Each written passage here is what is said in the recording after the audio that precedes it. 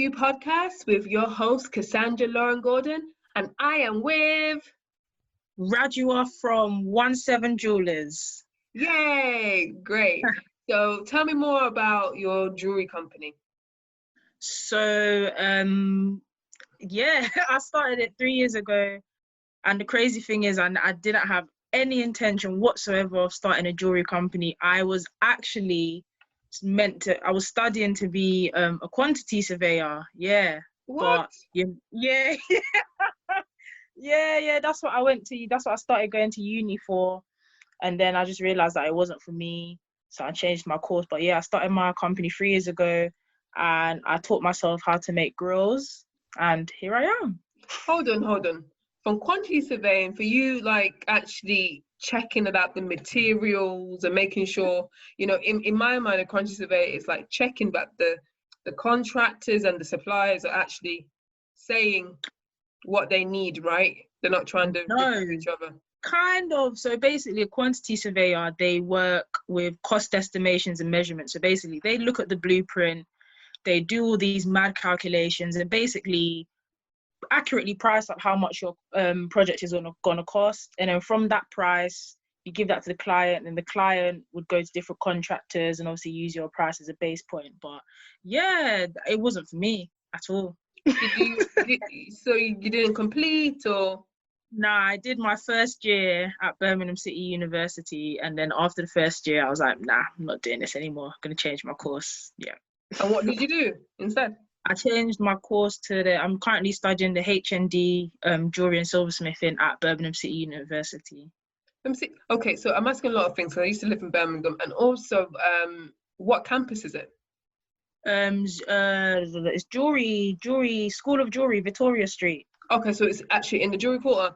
Yeah. Okay. The reason why I say that, just a personal thing. I used to work at the Perry Bar campus. So. Oh, is it? Yeah. Years and years. So there you go. Okay, I was gonna say to you, so thank you for sharing that, but you just casually just dropped in, I learned how to make some grillz. How did you just do that? Do you know what? Google and YouTube, they are definitely the greatest inventions ever. I literally taught myself how to make grillz just from like watching probably hundreds of hours of YouTube videos. And yeah, like reading I need to learn. I mean, you can. The information's all out there. It's all out. There's probably even more information now, to be honest, than when I was, teaching myself how to do stuff. But yeah. It just fascinates me. Even though I've been doing jewelry for a long time, I'm just like, I think I understand the concept how to make it, but it's just from the molds to the mouth, and the mouth to the gold. Just crazy. Yeah. So walk us through the process then. So basically, you get a mold taken of your mouth or your teeth. Then your teeth, they get waxed up. So you'll just use green casting wax. You make a copy of the teeth, and then obviously the wax gets cast using lost wax casting. Get the casting back, polish it up, you add diamonds to it, do whatever you want to do, and that's that. That's that. It's not actually complicated, but because when I started, at least, the information that was out there, it was like in bits and pieces. So the bits that there was no information on, I was just like, what am I meant to do? But from deep diving, I'm talking about like 10 YouTube pages in, like I had to go on like dentistry websites, be doing all these things, but yeah, I got there in the end, and here I am. Okay, so the teeth, okay, because I see my friends have some grillz, and I'm just like, so because I never had it in my life, so this is like a fascination for me, and this is a speciality. So if I have grillz in my mouth, whatever metal, silver or gold, can I eat with it or not? Technically, yes, it will not hinder you from eating, but you're not supposed to, because one, it's just unhygienic, and two, it will be uncomfortable. Now, grillz, when I say grillz, I mean teeth that are removable. They're not permanent. That's when you're talking about permanent teeth, you can eat with them, drink with. Like I don't know if you can see mine. Yeah. I see. Yeah, mine is actually cemented in. So I eat with mine, drink with mine, sleep with mine in, you know, mine doesn't come out. It's just there. It's, yeah. But grills, on the other hand, because it's actually, it's a jewelry accessory. I'm not a dentist, so, you know, it's just a jewelry accessory. So yeah. I mean, people do eat with them in, but then I've had stories of clients, they've told me, oh, I need another grill. You know, I was eating with mine in and I chewed it or I crushed it. And I was just like, oh, okay. Well, not supposed to, but exactly.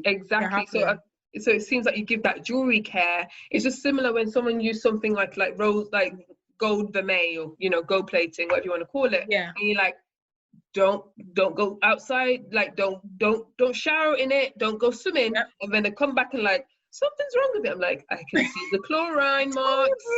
I told you not to go swimming in your, you know, you need to take it off. If you want gold or real gold, whatever you want to call it, happy to pay the extra price. You don't have to think about it. So yeah, so it's good that you're very clear about the, you know, jewelry care and, you know, how to take care of it. I just feel it like, in my mind as a jeweler, I thought, oh, if I make engagement rings and everything, it's so personal. But something in your teeth is inside, so that must be such a unique relationship what you have with your clients. So how does that work? I'm literally in their face, literally just in their face. But you know, like my clients, so I don't even know how to. I'm just a friendly person, you know. I don't want to take it like too far, you know. But I just try and keep it relaxed because I tell this to everyone, it's a very invasive process. I'm not gonna lie. I am gonna be in your face. My fingers are going to be in your mouth. Ooh. But that's the only way it's gonna get done. So yeah, it's kind of weird at times, but yeah, sometimes I just tell them to like look somewhere else or just think of something else. But yeah, it gets done. It's got to get done somehow.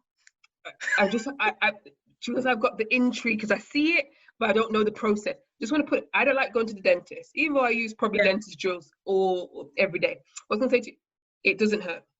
I've just put it out there. Does it hurt? No, it doesn't hurt. It just feels invasive. That's it. Yeah. It doesn't hurt you, you know, nothing like that, nothing serious. Okay, great. Thank you. You cleared up all of my grill questions, all I wanted to know. Maybe I should look on Google beforehand how to make grills, but thank you for that. So, so you self-taught and now you're at is it Birmingham School of Jewelry? What do you think? Is that what it's called? And so how you found it in your first 3 years as a jewelry designer? What have you kind of learned? To be honest, I've actually learned a lot because, like, remember going in to uni, all I knew was like to make grills. Like, I can't even lie to you. Like, when it's like I laugh at it now, yeah. But when I started uni, like I didn't even really like. I knew what soldering was, but I had never like soldered when it came to jewelry before. So like, just like I actually like learned from the basics going up. So like, what have we done? We did like. First project we did was we just made like simple wedding bands from D-shaped wire. We had to like put it through the rolling mill and all of that. So like all of those kind of things I had never done before. So that was really interesting. We did some stone settings. We did like rub over settings.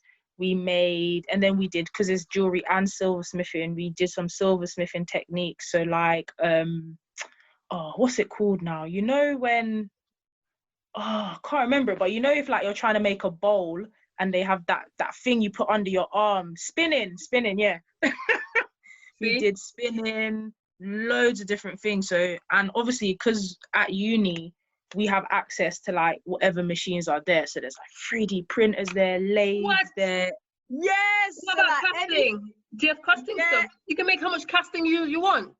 What, to be honest, you can cast, but they say it has to be for your uni project, but sometimes like if you nice them up, you know, you can you know, get through.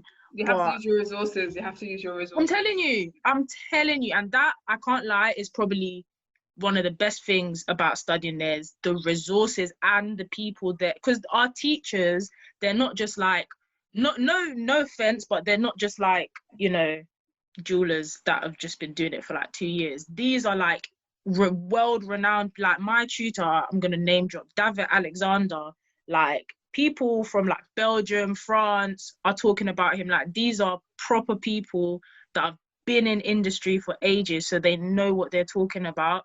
And all of the different tutors, they have different styles. So some tutors, they specialize in CAD, some specialize in working with brass, some specialize in like working with recycled materials. So there's such a wide range of skills there. It's just super sick. Like, it's crazy. I'm so jealous. Seems like you got the whole, so you know, you cannot fail. You got all the resources at your feet. You got all the casting stuff. So you know, you got to do what you got to do and learn what you got to do. Okay. So I see that you use a bit of gemstones, but what is your favorite gemstone? It's gonna sound a bit cliche, yeah, but it's gonna have to be the diamond. Why? Why? Just the way it's, can't you see my t-shirt? Just the way it's, I knew, but the listeners can't see it. I didn't want to assume it could be any gemstone. So why is the diamond is a girl best friend? Tell us. It's just the spotlight. It's like if you have a gold tooth, you got some diamonds and you just say hi, you see the sparkle in the teeth. It's like, what? I just think like, no, it's like no other gemstone. And the maddest thing is, am I allowed to like do a shameless plug? Yeah, go ahead. Shameless plug. I actually dropped diamond, guys. If you go to my website, www.17jewellers.com, and go to my blog page, I've done an in-depth diamond guide. I'm talking like 20 pages. I go through the 4 C's, you know, color, cut, clarity. I even forgot the off the top of my head, but make sure I forgot. Hold on. I always forget the what. So what do you say? Color, cut, carrot, clarity, carrot. That's it. There we go. Yeah. And I go through like how diamonds are formed, you know, how different diamonds get their colors. So even when I was writing and researching it, it blew my mind, because like you just assume that like, you know, diamonds, they're just there, you know, red diamonds, blue diamonds, they're just there. But I just think, and because they're like, the fact that the only other thing that can cut a diamond is a diamond is also mind-blowing. I just think it's just I just think they're really cool, and they look really nice as well. Okay, totally sold. Okay, so what's your opinion of lab-grown or synthetic diamonds and natural diamonds? Me personally, I would not ever use lab-grown or synthetic diamonds in my work. Just because, I don't know, I just feel like they're not real. Obviously, some people can argue that lab-grown diamonds are real because they're made of the same chemical compounds and structures. However, I think that if it's been tampered with, then, do you know what I mean? I don't want it. It's like if you went to a shop and you were gonna buy, I don't know, like a box of cereal random, and you saw that the cereal packet was tampered with, like you wouldn't buy it, kind of thing. Do you know what I mean? I'm kind of all for, like, you know, I want the cleanest, straight from the earth diamond, you know. But no, there's no hate to anyone that uses lab grown or synthetic, because obviously not everyone can afford a real diamond. So, you know, I always tell my clients, live within your means, you know. Don't try and go for something that you know you can't afford just because you want to look better, kind of thing, you know. But I on the flip side, I do think that it's actually pretty interesting and cool that somebody, and in my diamond guide, I actually talk about synthetic diamonds as well. It's crazy how they came about, and the science behind it is really, really interesting. So yeah, ratings to the people that made them, to be honest. There you go. So guys have their honest opinion. That people really feel strongly about either one. I don't have a particular strong opinion, but I feel like as I talk to more people, I'm just like, for me, it's like depend what the customer wants. I like, here's the option. Yeah. You're the jeweler. I'll make it. I'll make it. But what I find difficult for me with diamonds is like, when people say they want to be ethical, I want ethical. I'm like, okay, but you know that it's not, you know, you got to pay £300 to make sure that it's GII certified. But, oh no, actually, I'll just take the GII certified. So I'm just like, I'm trying to like, I know for it's just tricky. It's just tricky because sometimes not everything is authenticated, and it's really like, it's either it's ethical or you can't trace it. You can't 100% trace it. you got to take people's trust, but you have GIA certified diamonds, but you don't know where it's come from. Exactly. And it's just like, what? For me, I'd rather just take. Exactly. For me personally, I'd rather know that roughly the country where it's come from. At least I try with the gemstone dealers or the gemstone merchants I deal with. It's like, please, let's tell me where was the diamond. Tell me the country of origin and where was it cut. Yeah. I got to take the word for it, and then at least I know that I can tell. Look, this citrine come from Nigeria, or this comes from Australia. So that's me. Yeah, do you know, I actually do, because I went to Ghana recently for the first time in October, because I'm actually from there. Like, I'm trying to go back in December, and I actually want to like go to like some diamond mines and see if I can like make links with people, because if I can buy it, like, you know, if they can get the diamonds, they can get it cut in Ghana. That's like supporting my people, isn't it? Like, I don't care about the price to fly back to England. Like, I'm supporting my people, and I know where it's come from. And especially if I go to the mine myself and see that everything's a-okay, then, you know, it's more peace of mind. But like you said, diamonds they're a tricky thing. They're a very tricky thing, man. Very tricky. I don't want to get too political, but there's always these kind of I didn't mean to be. Now we talk about diamonds, about going. That would be one of my dreams too. And it's just like, you know, how can I put this nicely? Usually, I don't know the facts, but I'm just so many assumptions that, you know, there's companies or there's, you know, consumers who are a bit savvy who want to know more. They might assume like the diamond trade goes to these African or developed countries to take the resources. How does it benefit the community? Blah blah blah. We're not really sure. And then in England or Western world, it's a very pretty diamond, and it's such a journey. You know, so you know, but it'd be nice if it'd be like put it out there. You can just like, okay, if you're from Ghana, you're from Ghanaian descent, right? Or you're Ghanaian? Yeah, Ghana and Jamaica. Ghana and Jamaica. Okay, cool. So both sides. So you can go. You can trace, like, go back to your people. You bring it back, and it has a different element to it, and you can say, look, I got this from Ghana. I went to the mine. I chose that one myself, and I went to the cutter and I brought it back. That's even gold as well. Like, if I can find like a gold mine, crazy, like, this is crazy stuff, but I'm gonna have to find a way to make it happen, because it's got to get done. It's got to get done. a mission. Maybe have like a collective, like, how can we get you know, traceable routes for diamonds. Yeah, that would be a sick idea, actually. Absolutely. So okay, so I guess I'm just putting it out there, just being a bit ignorant. So who are the type of people who buy your lovely jewelry? Is there a certain not tribe, but, you know, like following, or, you know, who are the people who usually find you and love your jewelry? Anyone to everyone. I literally, people ask me this, my clients go from like 16 to 50 years old. I'm telling you, like, men, women, everyone. I've had someone wanting me to make a grill for their dog. No lie. They got money. They got money. I'm telling you, I was like, sorry, what? They weren't serious, but they were like, could you? I was like, probably. I mean, I was just a bit baffed. I was like, why would you want that? Probably not safe for the dog. But yeah, literally, like, far and wide, I get clients from the UK, America. Funnily enough, most of my clients are actually from Dublin, Ireland. Yeah. Explain that link. Explain that. Cool. So I'm gonna shamelessly put it out there and say, me, Radjua from 17 Jewellers, I am the first and only person to bring grillz to Dublin. Bold statement. Why but not? It's true.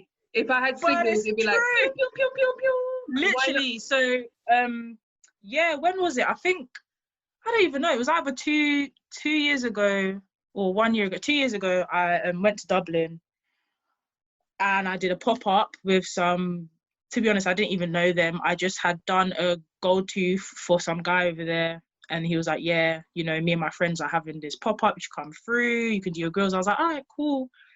went there. I wasn't like, you know, you're not really expecting like too much because no one really knows me, but like people were pulling up and I was like, wait, what? They were like, yeah, what? Because they were telling me, yeah, I normally fly to London if I want to get girls. So yeah, I went up there and did my pop-up, and then how many times have I gone back? I've gone back like what, 4 or 5 times just to like do grill. Yeah. Amazing. What I love other it there. countries are you gonna conquer about? What are you gonna expand to? I don't even know. Right now, I'm just trying to focus on Dublin, but hopefully, like worldwide, like I'm already like, no matter what country you're from, I'll do your grill in it because I'll just send you a mold kit wherever you are. Ghana, I definitely, because I know when I went there last time, I linked up with some jewelers, so I definitely want to try and, you know, link up with them and get my stuff out there, because this might sound mad, but like obviously, like I've never been to Ghana before, so like when I went, I genuinely did not know what to expect. But before I went, I did research, and there's like a massive streetwear scene over there. And like, I don't know why, but I was kind of shocked. I was like, oh, and like these kids, like they're just like us. They're wearing Gucci, Fendi, Prada, like Just what, like you. I'm not wearing. I wish I could. Okay. Like just like wow.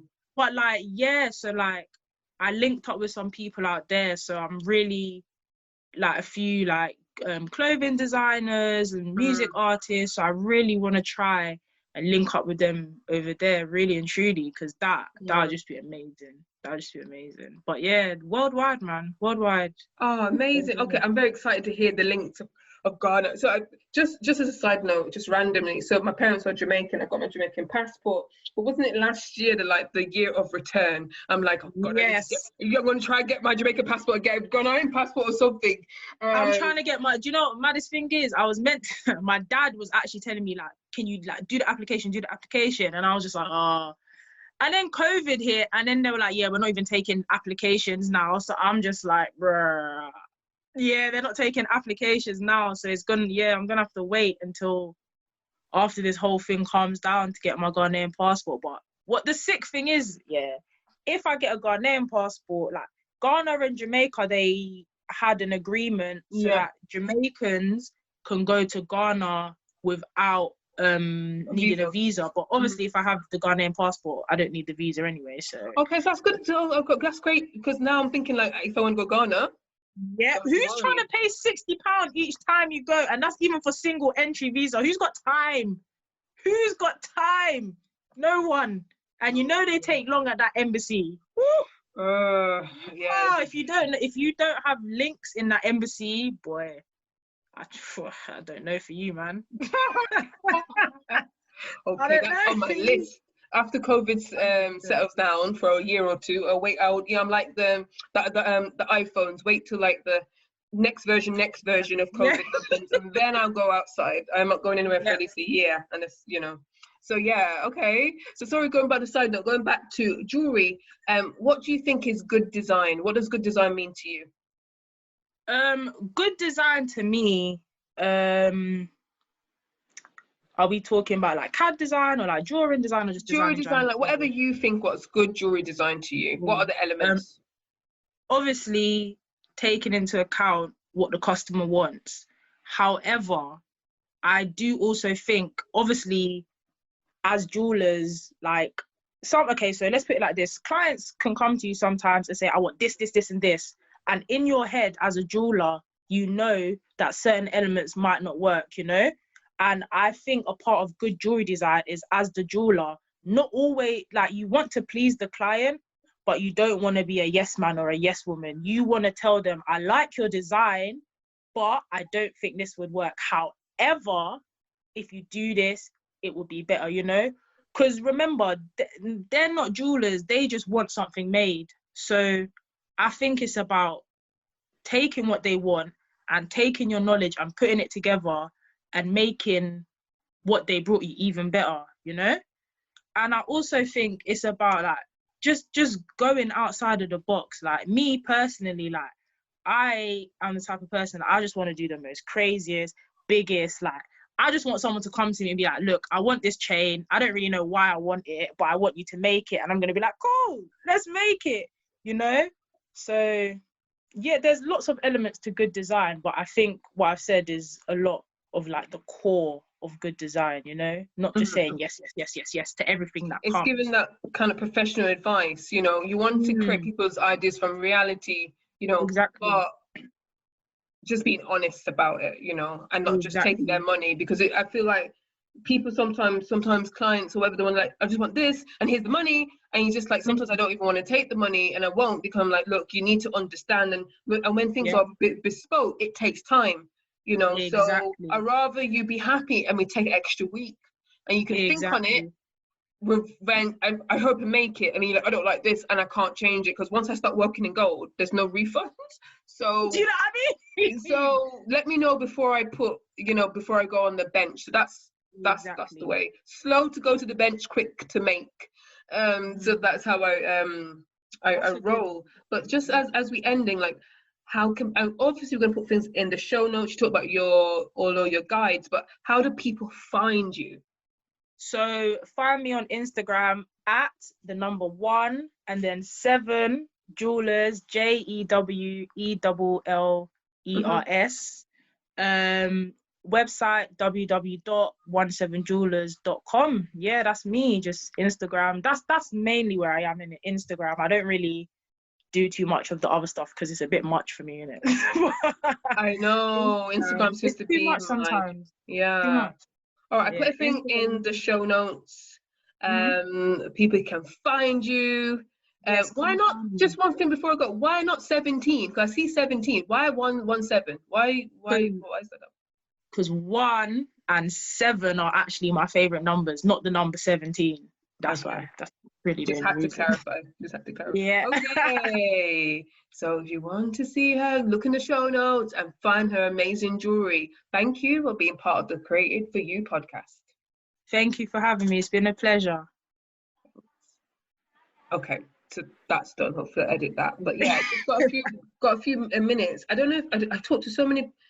I don't know if. Okay. I don't know how you know me, like, via social media, because over the last kind of, I'm just saving this. Yeah. 1 second.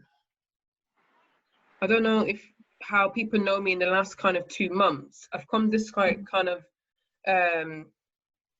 jewelry, what do you call it, spokesperson and celebrity overnight. Even I've been doing jewelry for like 9 years, and it's a bit annoying because that's not what I signed up for.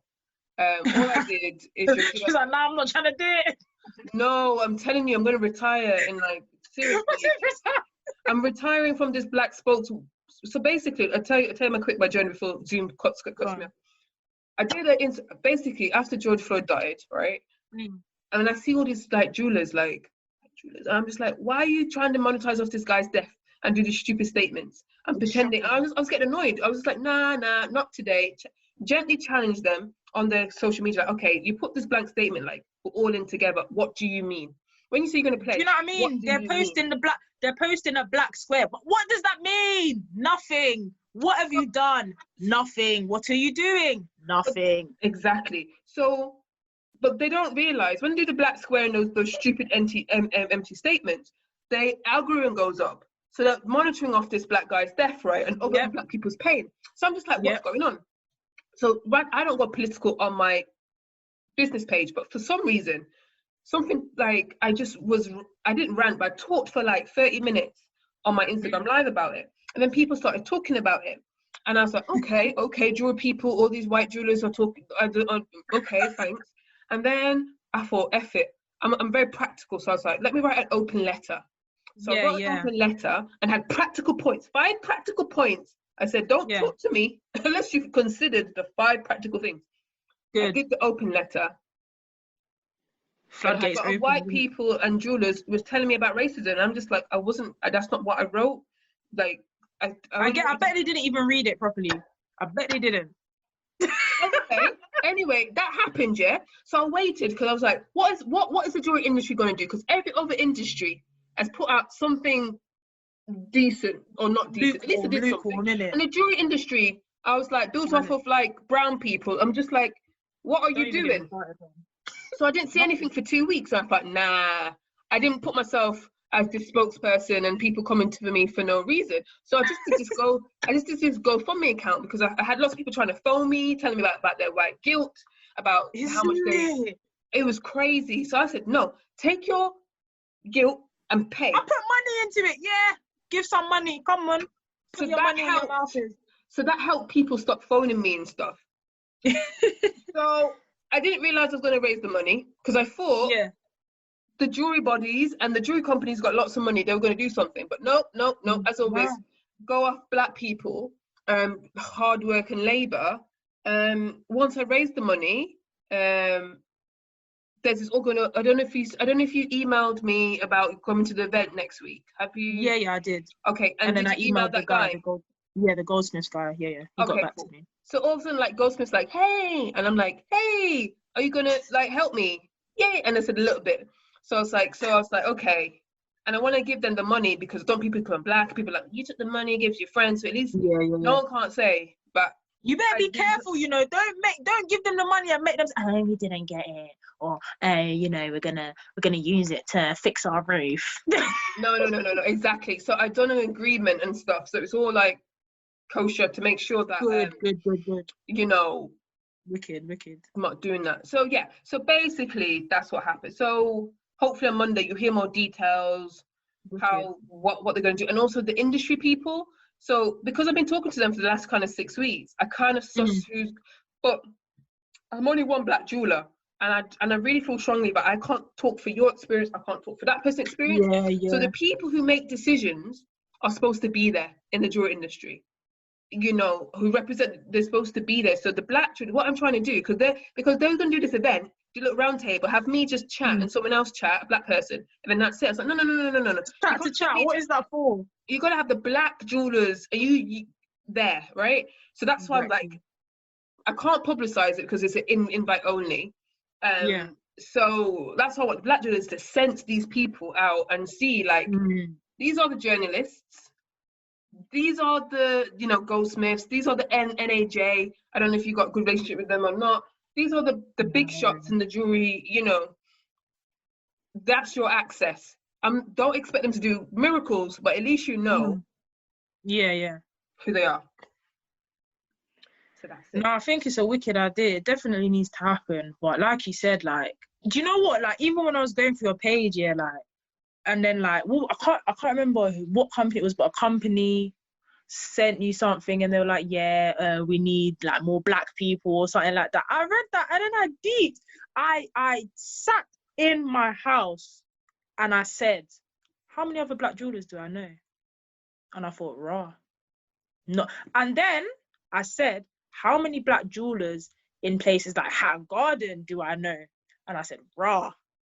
I said probably two that I know. I said that's shocking. That is actually shocking because when you think of it, like you said, a lot of the resources come from our countries, that kind of thing.